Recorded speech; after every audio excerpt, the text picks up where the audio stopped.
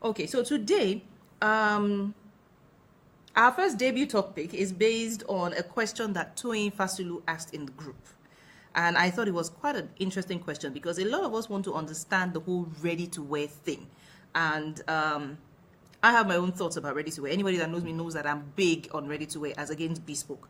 More because, of course, for someone like me, I'm a very impatient person. So I can't sit down and sew an outfit for 3 weeks. No, I can't do that.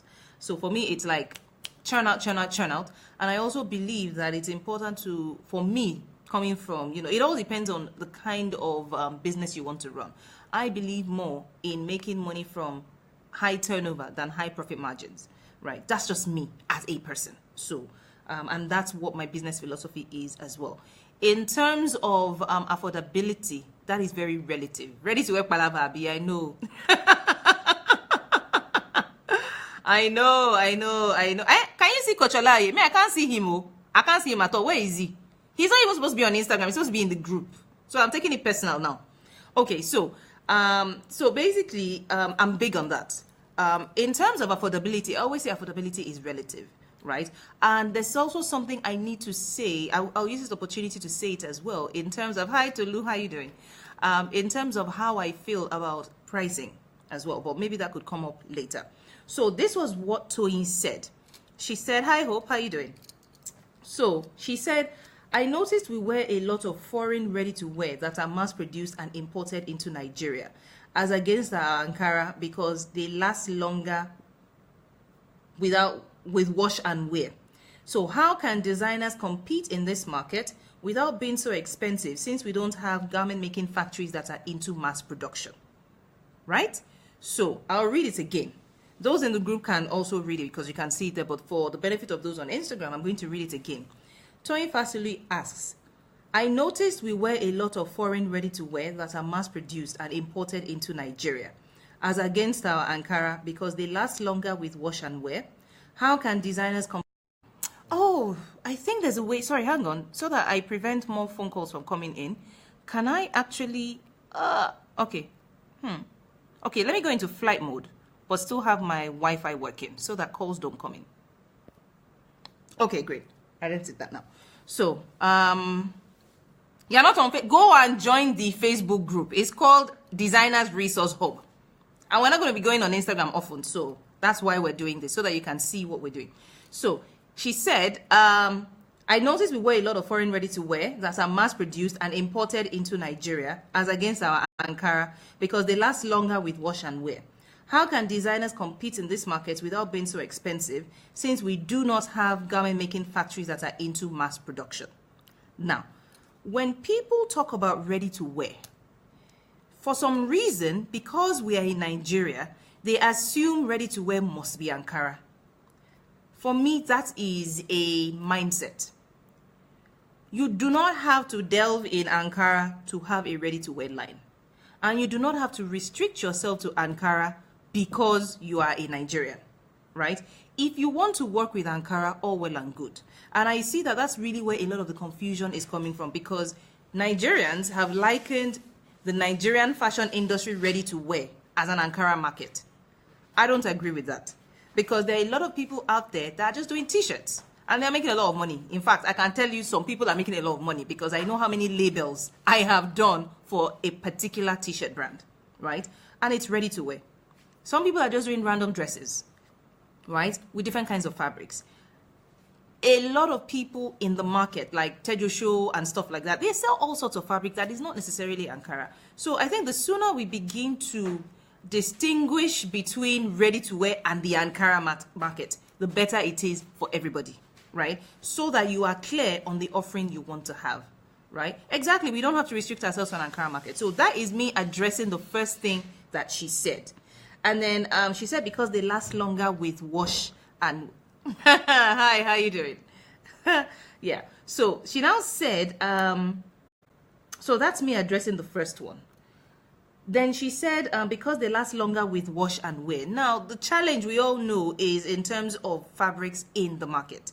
A lot of us, or a lot of what is being imported is actually probably... Well, what is readily available at the price points designers want is probably not of very high standard. And I can say that because I still met with a client on Saturday. And I mean, the fabric she brought was dirty. You understand? You probably wouldn't get that in other environments. I also know that a lot of the lining that's being sold here, especially the stretch lining, is of suspicious quality. You know, because I have worked with some of them and it was just a nightmare to work with.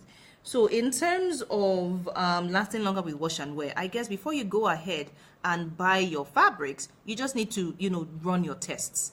You know, like maybe you do your burn test, you do your wash test, you do, you know, your perspiration tests and all those things to be sure. I know of someone that, you know, we recently did something for, and unfortunately the fabric she bought ran. And this is after how many yards down the drain, so she can't even use it. So I think as much as we want to save money, we need to understand that we need to do certain things. So if you go to the market and they're not willing to give you a piece of fabric, then what you should do is simply just buy 1 yard and go and test it. Wash it to be sure that it's not going to run. Because my heart broke when the lady told me that the fabric really ran. And when she showed it to me, I was like, wow. I felt really bad because this is after how many yards of fabric that she has bought for the bulk. It's a waste of money, right? And we just hope that it's not going to happen. And that's another thing. For those who sell fabrics, please, please, please, please, please try and consider other areas as well. I know the Asoebi market is booming and stuff, but I'm begging you, please, just at least buy stretch lining. I beg of you. Bring in stretch lining so that people who actually want to create, you know, ready-to-wear office wear with stretchy fabric have lining that they can work with. And I have been saying it now before I start bringing it in. Hi, Juliet, how you doing? Before I start bringing it in, please, I'm begging you. There is a market for stretch lining, and we can never have too many people providing the same, you know, products. I mean, how many are we in Lagos? Much less, you know, the whole of Nigeria. If they know that you are good, truth is, a lot of us don't want to go into certain fields, but when we need it and we can't find it, then we actually have to start something, which is why, I mean, think about Patrick Ayansky and how she started off with zips and stuff like that. Hi, Login House of Fashion. Hi. So that's the second thing I want to address. I'm waiting for my guest speaker, or I still can't find him. But if he's here, please say hi. You know who you are, so just say hi. Yama boys don't care. They will sell you fake fabrics that wash and swear heaven and earth that is good. I kid you not, they do it. They do it. In fact, something I even found recently, and this is for people who produce. When customers bring fabrics to you, please measure it in front of them. You measuring it in front of them does not mean you don't trust them. But guess what happened? We had a client that brought in fabrics, and the bulk of the fabric she bought was less 1 yard. So I'm guessing one of the things they did was either they used the shorter stick as their yardstick, or they were overstretching the fabric and adding extra pieces. So by the time we were done measuring everything, her 15 yards was actually 14.5 yards. Their 15 yards is actually maybe 1 yard, you know, and it was quite painful that she was cheated. So please measure your stuff and get people to sign it. But that is on a different level. That's for another day. So she said, how can designers compete in this market without being so expensive, since we don't have garment making factories that are into mass production? Well, there are factories that do production.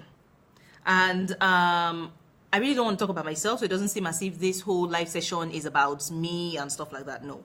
But there are people out there who actually produce for fashion designers, right? I've seen people that have followed me that I go into their page and I'm like, oh, okay, looks interesting and stuff like that. So there are people out there that help you. However, one thing I have noticed designers telling me, especially for those that we have worked with, is they seem to think they can compete with people that are trading. Let me explain what I mean by that. So you go on an online store. I'm not going to mention any online store, right? You go on an online store and you see that a dress is being sold for 5,000 naira. And you're like, oh, I don't want my clothes to be very expensive. I want them to be affordable enough so that people can pay. And I'm asking, how much do you want to sell it? Oh, like 5K, 6K, 7K. And I'm like, Number one, you forget that you are producing. Number two, you forget that you are producing in small quantities, right? Do not feel that you need to compete with people that are going abroad to either buy clothes on sale to come back and sell, or are going to China to go and produce. Exactly, it depends on who you go to and their overheads as well. It is very, very important that because I get this a lot, especially, and I try to advise people. You cannot compete with someone who goes to China and buys clothes that have already been produced by the thousands or in the thousands. It's not going to work. I know, because when I used to produce in China, those factories used to contact me to say, oh, a designer came to place an order, right? And we have just produced a bit more. Would you like some? And for me, because I don't want to, steal people's clothes and just put my label on it, right? I say no. But the truth is, they've already made their margin, or they've made their money on the bulk order. The excess is just, a bonus to them. So they will sell it to you at a discounted rate because they are making their money anyway. You now compare yourself to that kind of person who is probably, not spending so much. It's not possible. You're going to really literally sell yourself out, or maybe mark your prices down. You need to sit down to understand that, number one, I'm not producing in bulk. You need to itemize your costs, right? And as well as itemizing your costs, you need to also consider your overheads, right? There's something Juliet is saying. So people go to Diola Sego who have laser machines worth over $50,000 and wonder why. Oh yes, that Komole thing. Do you know how many people have taken me up on that? That why is she selling Komole for 1 million and stuff like that? I'm thinking, think about the machines that actually go into creating those laser cut things. Number one. Number two, what about her overheads? Her overheads are huge. You cannot compare someone who has an office on the island with somebody who has an office in Yaba, right? Costs are different. I had somebody come to install an AC today, and the person was telling me that, it's because you're in Surulere that we're installing it for you at this amount. If it was Banana Island, it would be 10,000.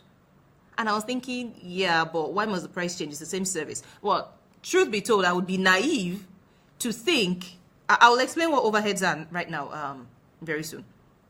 I would be naive to think that people that are, that stay on the island or have offices on the island are not built higher. It's a perception thing, which is why I tell people, when you're going to the market, you need to be street smart. Don't carry your Benz S500. Okay, I'm not a car freak, so if there's no such thing as a Benz S500, forgive me, please, right? But don't go to the market with your huge, massive car, because they are going to stare at that car and bill you based on that car, right? So it is very, very important that you understand where the person is producing and also bill appropriately, right? Juliet, if I tell you I want to bring in a cutting machine, right? This cutting machine, which is what we're going to use to cut, fabrics in bulk. When I saw the bill, one of it is about $8,000. Trust me, I'm not saying I want to bring it in because I have the money. I was just exploring. Before you say, hey, I'm making plenty money. No, I'm not making that much money, right? But when I saw the bill of that cutting machine, I'm thinking, how many clothes do I have to produce to actually meet or break even? Because when you are working with a factory, right? Working with a factory is actually capital intensive. I've had people come to meet me to ask me to produce clothes for them for 1,000 naira. And I asked them, look at my space.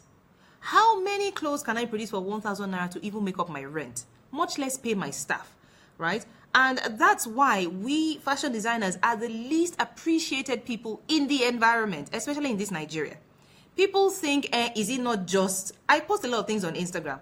Is it not just? All you people saying, is it not just? Sit down and sew a skirt from beginning to end, from morning till night, and tell us how you would feel at the end of the day. So we have staff that need to feed, right? We have bills to pay. Overheads. Now, you're asking me what overheads are. So just to put it lightly, without going into accounting details and everything. Basically, overheads are like the extra costs that are not directly related to production that you must incur whether or not you produce. That's me putting it in the easiest way I can, explain it, right? So whether you like it or not, you're going to incur a bill on rent. Most people charge the direct cost of production. If you want to be competitive, I tell you, that is not just there. Nothing annoys me like you cannot imagine. Now, the truth is, for you to be competitive, right, you have to consider all your costs. Traders go there to buy and sell. Producers, and that's why you need to look at the typical P&L, profit and loss account. Sorry, this is my accounting knowledge coming back, right? The typical P&L of a company has the trading profit and loss, right, account. For a manufacturing company, we have manufacturing, trading, profit and loss account. So really, by the time you now, by the time you now go into details, you need to consider your machine hours, right? You need to consider your machine hours. You need to consider so many other things that actually go into producing. So in terms of what, now I'm not saying because you're a producer, you should now go and charge a certain amount, right? And one other thing I also say is, look, at the end of the day, pricing is relative. I have clothes that I sell, right? And I mean, I've sold quite a bit, right? What I can safely tell you is there's some people like maybe for my ready-to-wear line, my skirts are like maybe 6K, right? Because I produced in bulk and stuff, right? Now, what I would tell you is, sorry, I was saying something about my 6K. How would I put it? Yes. Now, because I outsourced production, right? Because I outsourced production, it's easier for me to be able to come up with a pricing system. But when I am producing, it's a different matter entirely, right? So, in terms of being competitive, even if you think, oh, 5K is attracting a lot of people, I can assure you that 5K will chase a lot of people as well. There are some people that I am embarrassed to go and meet to tell them that my skirts are 6K. True. But at the end of the day, for me, I want, I have a design philosophy, and there was a reason I went in. I have a design philosophy. I have my target market, right? So I will choose to stick with that figure because it's okay with my design philosophy. But if I am doing bespoke for you, I know how much when I used to sew, I know how much I used to charge. Now, the question is, did I make a lot of money? Well, yes. But why did I stop? I didn't have the patience for it. And at the end of the day, what I was billing was also conflicting with my design philosophy. That's why I stopped. So to address this, how can designers compete in this market without being so expensive? Expensive is very relative. Yes, Juliet mentioned something like wear and tear of machines. You also have to compute. Actually, every company has to compute depreciation at the end of the day. It's just a fictitious term a lot of us are not concerned about, which is why you also need an accountant at the end of the day.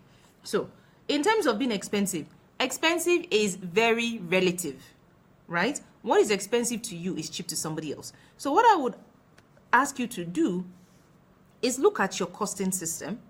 Look at your costing system, and in terms of your cost, you have to consider everything. Exactly. Outsourcing makes it possible to price your wares appropriately because at least you're not concerned about the production. So look at the costs that you incur, right? A lot of us just charge just the direct cost of production, right?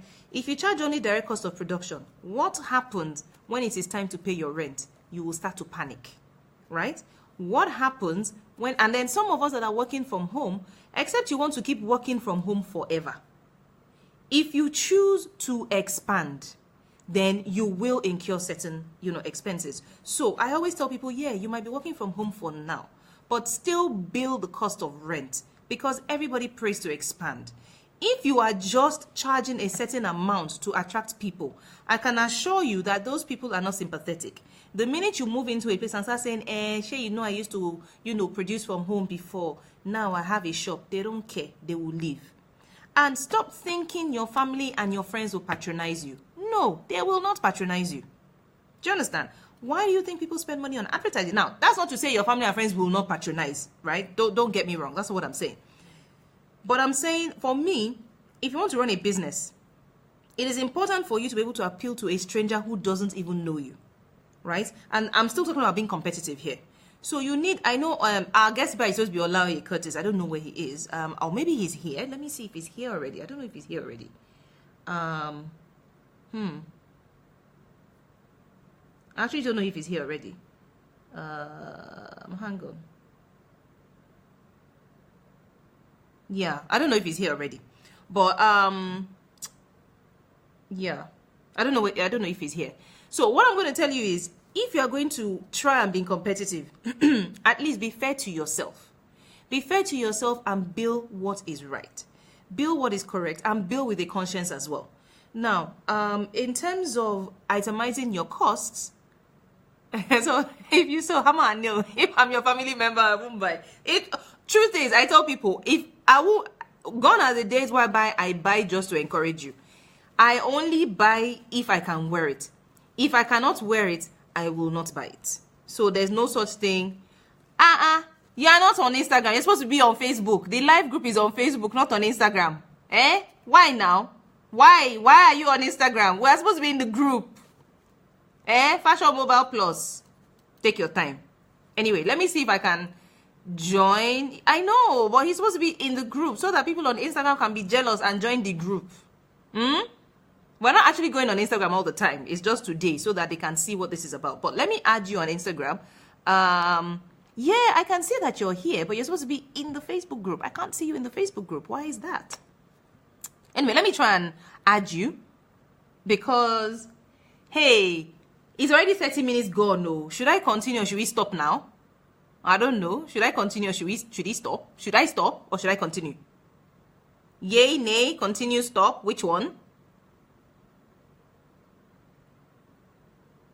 Which network? My network. Is my network bad?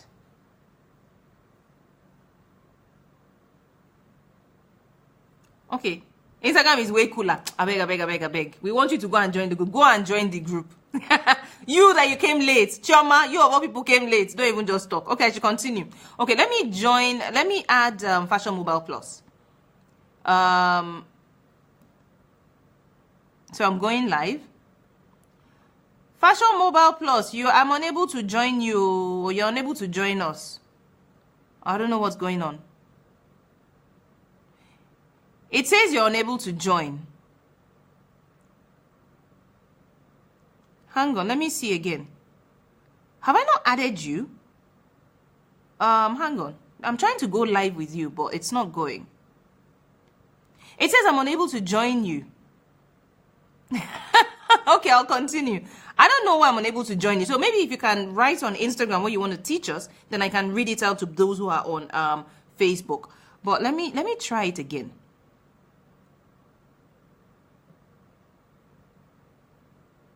Okay, I can't really add you. So maybe you should type and I can. Okay, add me. Juliet is saying you should add me to the conversation.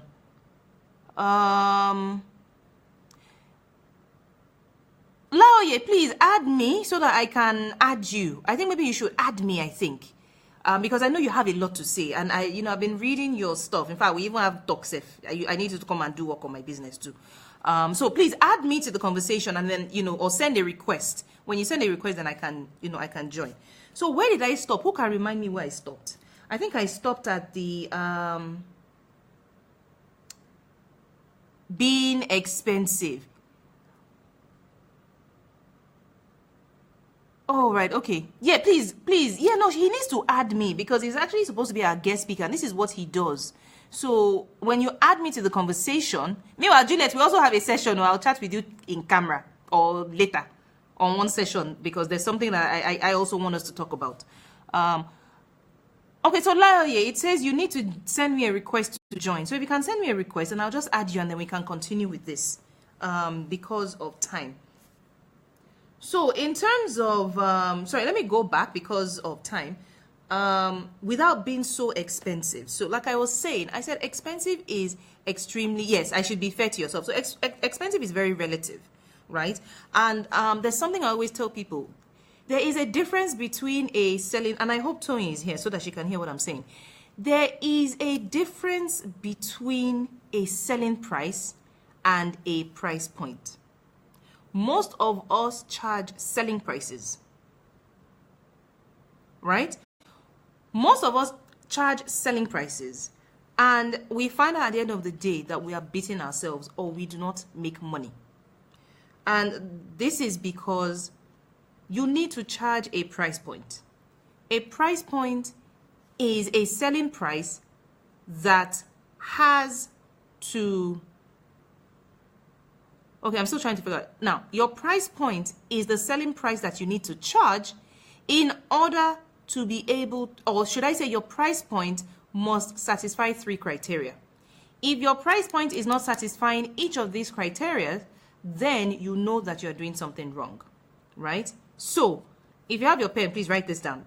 This is usually an internal lesson I have with my people, but hey, why not? There's love in sharing. Number 1, your price point must cover your costs. Okay, great. So, I'm adding you on Facebook now. Okay, so now the problem I now have is if I add you, can I actually hear you? I hope so. I'm bringing you on camera now. Add. Yes, add. Why did you decline my invitation now? What's going on here? I'm adding him. I'm hoping he can hear me, or at least you'll be able to hear him. Okay, so what was I saying? I was saying that you want to charge a price point, and your price point must satisfy 3 criteria. Finally! Hey! Dude, what happened? And why is it so dark? I can't even see you.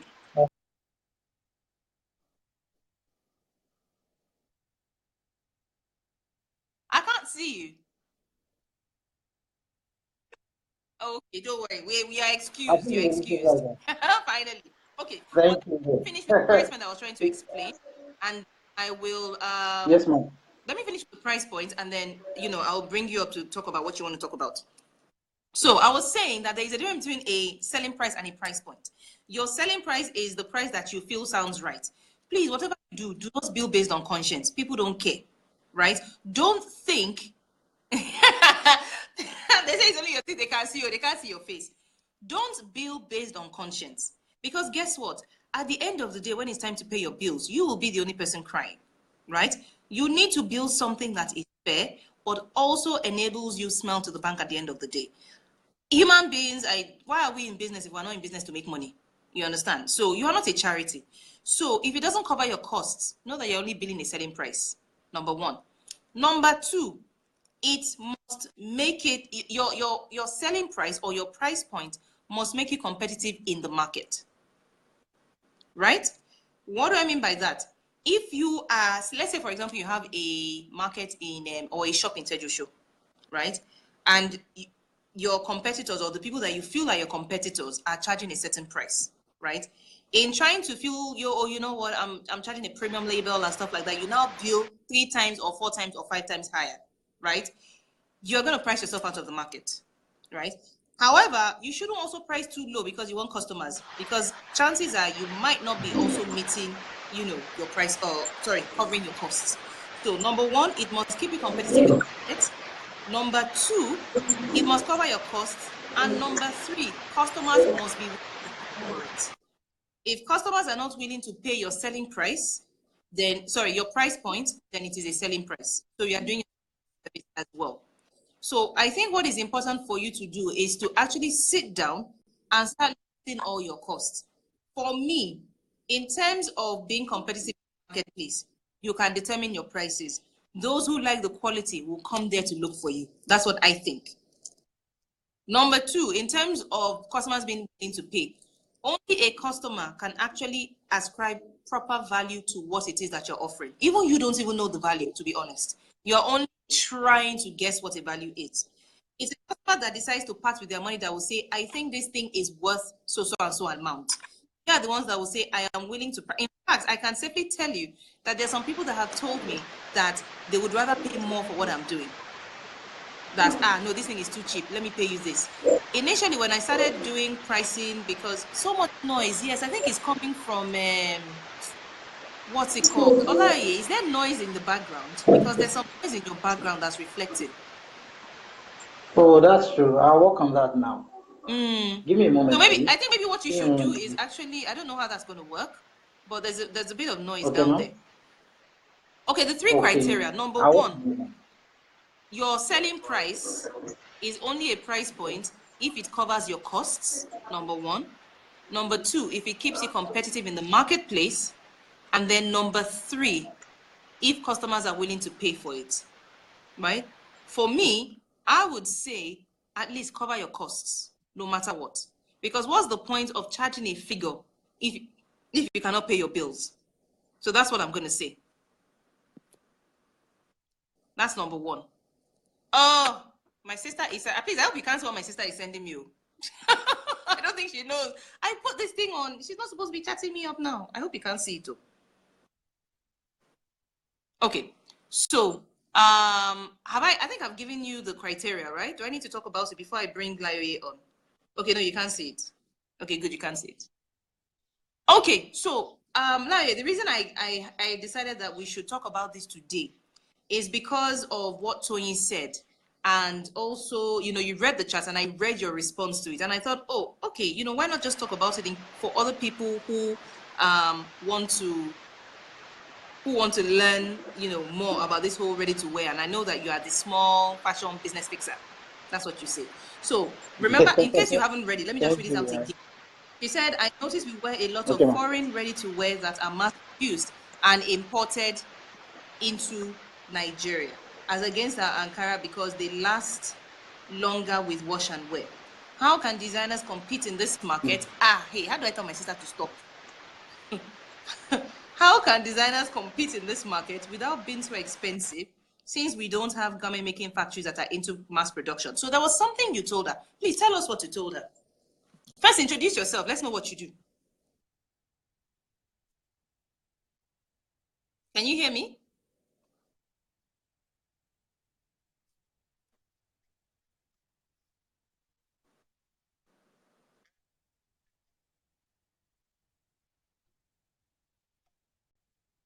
I can hear you, but people on Instagram, can you hear him?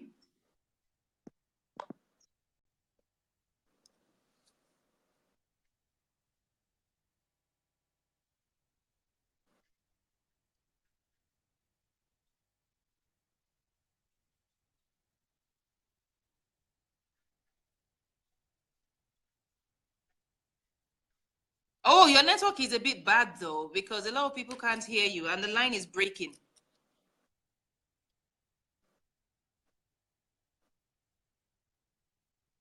I'm hearing they can't hear you at all. Okay.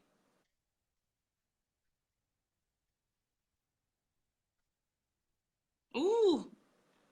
Okay, so let me do what we do in church. I will say that I'll say Alpha Sorikpe kind of stuff, so that I can reinterpret what you're saying, because they can't really hear you and it's echoing as well.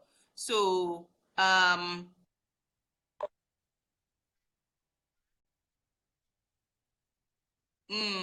Okay, so basically he's a fashion business coach. His name is Laoye Curtis, and he helps fashion entrepreneurs with their fashion businesses. Translate. He's speaking English now. So he's a fashion business coach who helps fashion entrepreneurs with the business. Mm-hmm. Okay, so he also helps people who wants to go into ready to wear. Yeah, there's a lot of static. The reception is really bad. Mm-mm. Or do you want to type it and then I can read it out? Would that be better? I think we should type it.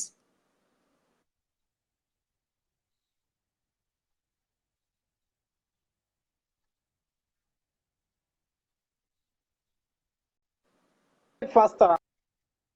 Mm. Yeah, type and I'll read it out actually. I think it might be better because I cannot hear. Yeah, so I think maybe you should type. If you type it, yeah, if you type it, I'll read it out. So maybe you can go off camera and then type it and then I'll read it out. Yeah, talking will be better, but it's the reception is really bad. So it's just going to drag. Okay, so can you go off camera? Or how do I even reject this thing? Sorry, this is my first time of trying to. Okay, I've turned it off. Okay, great. He's off. So while he's typing, I will be reading it out to you. What exactly he's saying.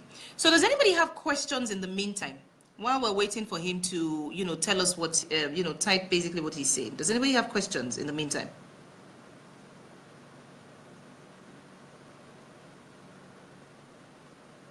I can't believe our 1 hour is almost up. Okay, so basically to introduce him, first thing is he says anyone going into ready to wear should first carve a niche. I believe by now everybody should have an idea of what exactly it is that they want to offer the RTW is ready to now. Baba. Yes, you can. Yeah, one person can see his comment, but Instagram can't see his comment, so it's fine. Yeah, if you have a question, please ask.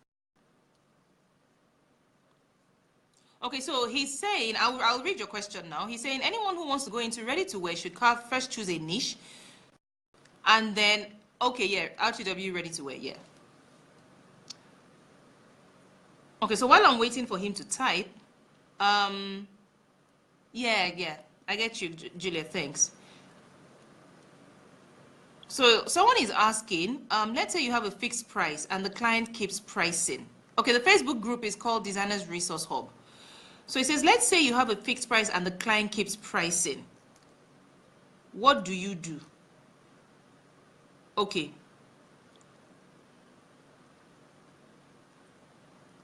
Someone else is asking, when pricing, should we consider location?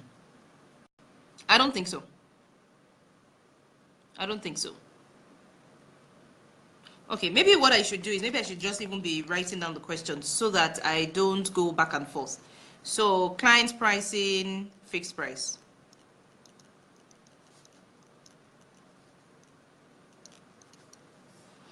Okay, so what he's saying in terms of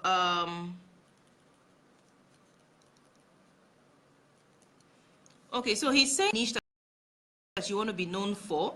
It's around this niche that you should build your collection. I said the client should go to Prada and Price. Yes, someone has answered your question, right? And the answer to the question is stick with your prices. Because if you keep giving discount, now there's a difference between being a sales-oriented person and a profit-oriented person, right? A sales-oriented person is someone that just wants to sell. So you will do all you want, all you can to keep selling, which includes giving discounts. A profit-oriented person, rather than just selling and selling, what they will do is sit down and actually try to figure out how to make a profit. So if customers keep pricing your product, you either stand your ground, which I would believe you would do, or you go back to the drawing board to see how you can tweak things again to make it more affordable for people. But what you should never ever do is just grant a discount just for the sake of. You understand? So, and that's why I keep saying that, look, if you're not making money, rather than giving discounts on your thing, because one thing I believe about discounts, yeah, discounts might get people to buy, but it also kind of communicates the whole idea of that thing wasn't worth that price in the first place. That is somehow, and that's why, like, for example, sometimes when I travel, if I was going to a store, I won't buy shoes. I'll wait until they're on sale because I know it will go down. I mean, I know Macy's does that. You know, they're always doing huge sales, even as much as 75%. So why should I buy the shoes at 100% as against buying the shoes at 75%? So let me go back to what Layo is saying. He's saying that you should clearly identify who your ideal clients should be. And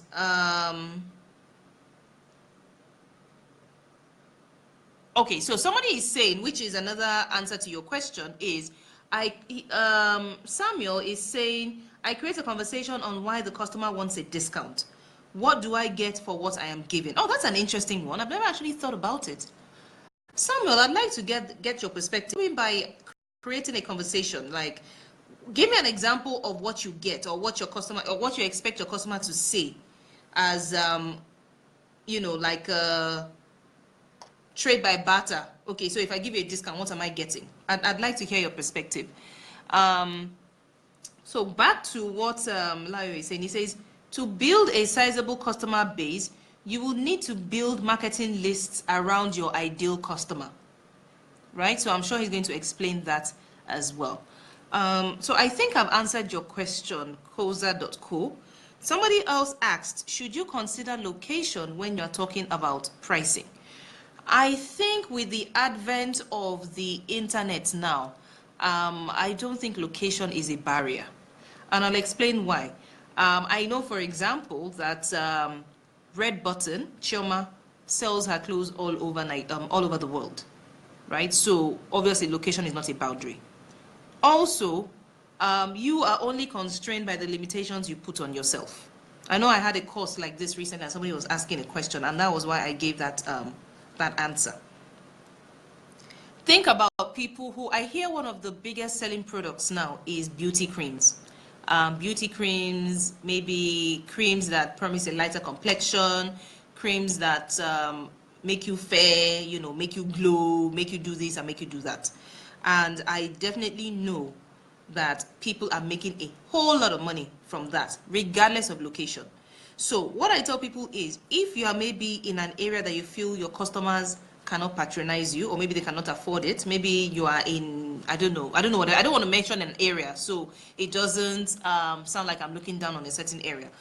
But if you find yourself in that area, then you need to go out to look for your customer. In going out, bleaching, and I don't want to say bleaching cream now, I have to be politically correct. That's why I'm not saying bleaching cream.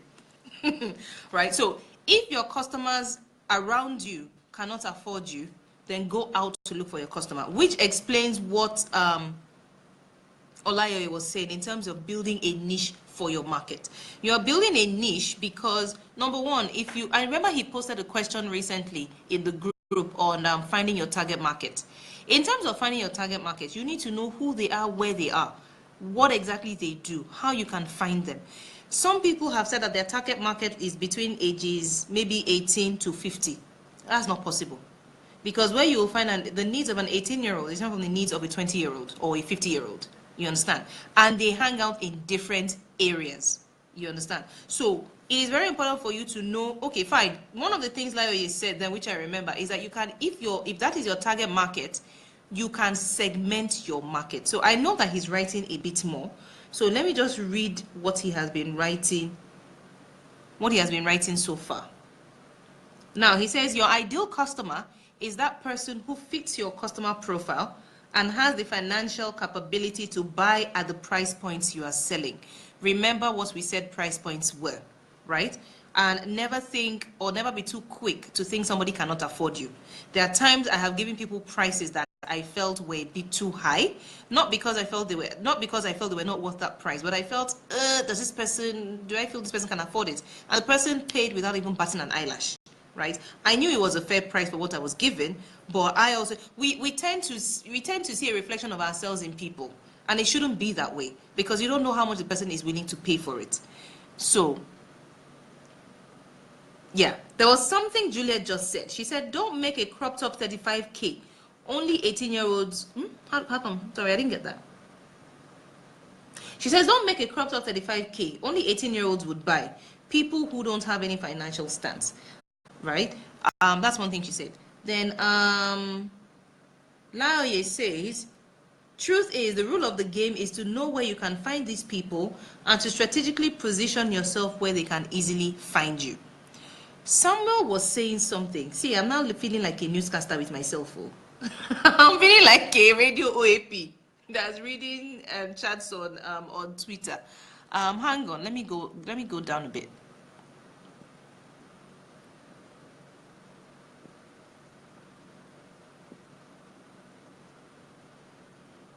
Okay, so in terms of what do I get for what I'm giving, hang on. Okay, now I'm a bit lost because I just see chats coming all over.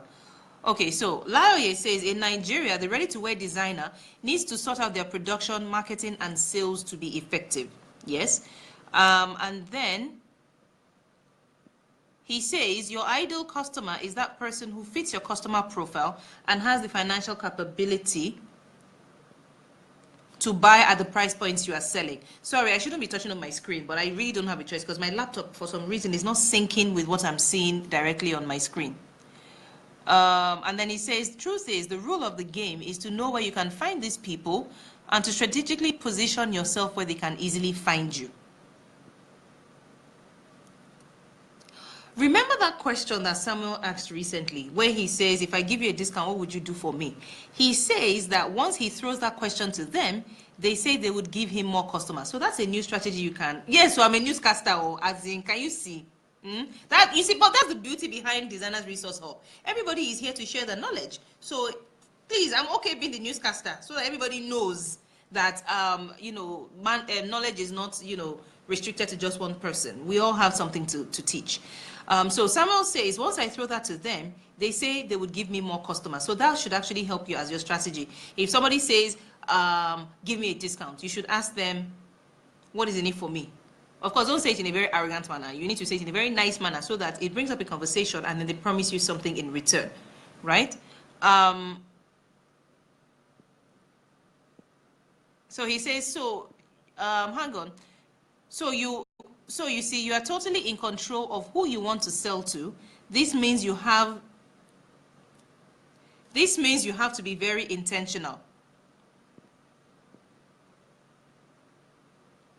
Once you know who you want to sell to, next thing is to go hunting for them. That is where list building comes in. I will bring more customers is a scam. So they don't bring customers, Abby. Samuel, they say they don't bring customers. Oh yeah, defend yourself. Defend yourself. They say they don't bring customers.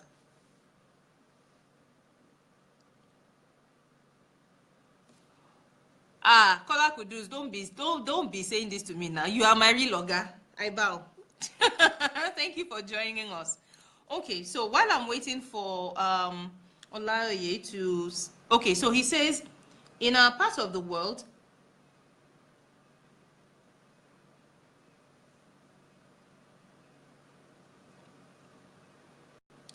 in our part of the world, the best system you can work with is WhatsApp list building as against email list building. Why do you think so? How do you build a list on WhatsApp? But don't they always promise to bring referrals? They hardly bring any customer. Well, maybe me, I'm a mountain of referrals. So I keep referring people to people. So I don't know. I think it would work, and I think you should actually try it. And the truth is, they don't bring. Well, truth is, some people don't want other people to know where their customers are coming from. So that could be an issue. I need to excuse myself for just 2 minutes. 1 second, please.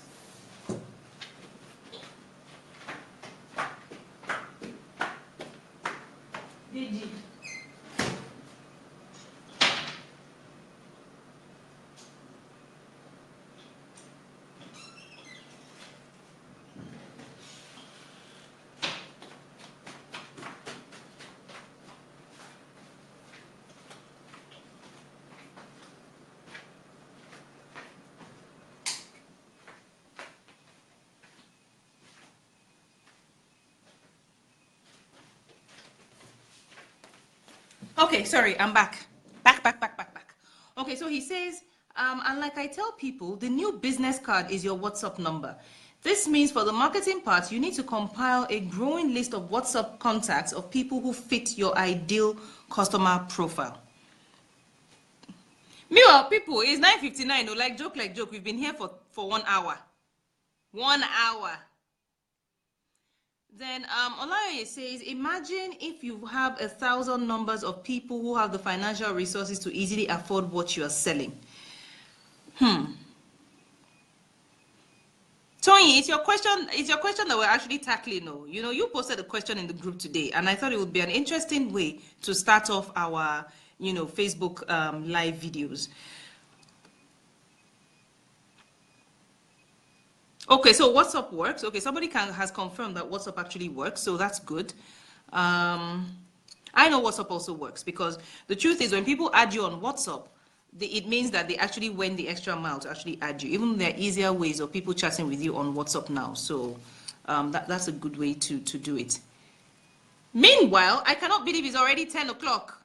Okay, so somebody else has also confirmed WhatsApp. So WhatsApp works. So for those who do not know how to find their customers or how to build a list, use WhatsApp. WhatsApp actually works. So he also says, and funny enough, these contacts are everywhere for you.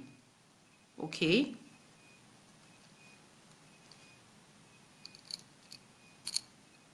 I can't believe it's an hour already. It's an hour. Wow. We can't be having a live show for 2 hours. What are we talking about now? Wow. What are we talking about for 1 hour? Please, it's 1 hour already. Can we shut down?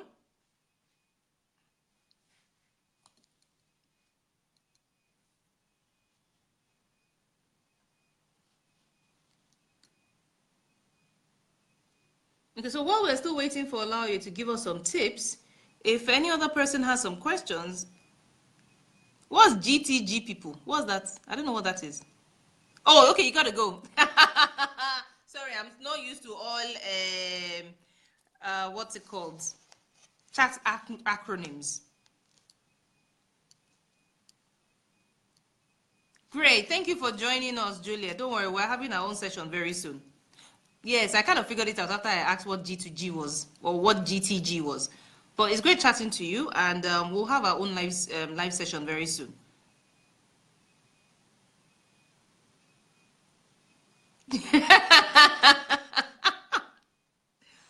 Yeah, taking back your 2 seconds. Don't worry.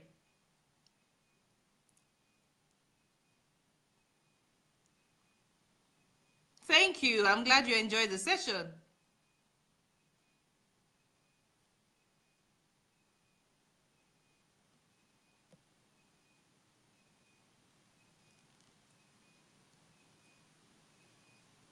Great. Yeah, I think we should shut down. I mean, it's 10 o'clock already.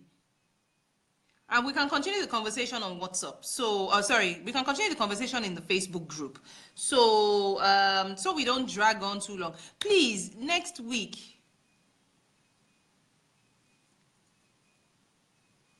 Great, I'm glad you enjoyed the session. But the session is not over. Only the live session is over. We can continue chatting under this particular video, right? So let's just chat. Let me finish this video. Let me post it, and then we continue chatting, because this is obviously a need for a lot of people, and so that other people who can watch it can also watch it later. So it was great. Thank you for joining our very first debut group session. Yay, yay, yay. Please remember that this our Facebook group is for everyone. Please ask questions. Please post questions. Okay, recap, right? Look at you. You are supposed to be here since, Choma? Look at you. Right? So, in terms of having a recap, back to the question, sorry, you should even be the one doing the recap, Seth. In terms of having a recap, right? The recap we're going to have is, first things first, because you're doing ready to wear doesn't mean you need to delve into Ankara clothes. You can do a whole lot of things in ready to wear. You can choose to focus on t-shirts, on jeans, on leggings, on dresses. There are so many fabrics out there. So please take your mindset away from ready to wear in Nigeria must be Ankara. That is a ridiculous mindset. Please don't think that way. The market is wide. There are a lot of things you can make. You know, there are a lot of fabrics out there. Ankara is just one type of fabric. Then the second thing is, in terms of using fabrics that last longer, well, unfortunately, we're in an environment where, how do I put it? The fabrics we sell, we don't really have that many options. So that's why I was begging fabric sellers out there to please bring in more fabrics, more better fabrics. I don't want to have to start bringing in like lining fabric if there are people selling fabrics already. Then how can designers compete in this market without being so expensive, since we don't have garment making factories that are into mass production? First things first, expensive is relative. You cannot determine how much a customer actually wants to pay for your product. Only the customer can, decide. So don't compete with people that are trading. That is a wrong way to start off. Remember that you are producing, and because you are producing, you will incur more costs. And that's why I gave the analysis of our P&L accounts and a typical trader's P&L account. We have manufacturing costs, we have huge overheads, we have capital intensive machines, we have machines that depreciate. We invest a lot of money into our machines. I mean, an industrial machine now is about 75,000. An industrial overlocker is about 105,000 or 110,000. You understand? So, I mean, imagine if you didn't have the money and you had to take a loan. How are you going to pay back your loan? There's still the interest on the loan. You understand? So don't try to compete with traders. Some traders even get free tickets. Do you understand? So don't put yourself in. You will set yourself up. Okay, I really have to go now because my battery is just about to die, even though I'm charging it for some strange reason. So it was great. Thank you for joining us. And please remember to ask questions, because from these questions, we're going to look for people who can address the question. Unfortunately, reception didn't do too well today, which was why we weren't really able to chat with Olaoye. But we will continue the conversation in the group.